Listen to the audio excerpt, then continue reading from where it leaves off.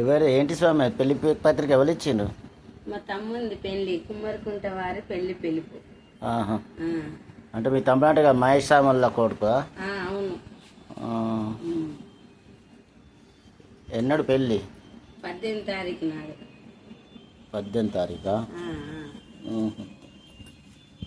పత్రిక చదువుతుంది.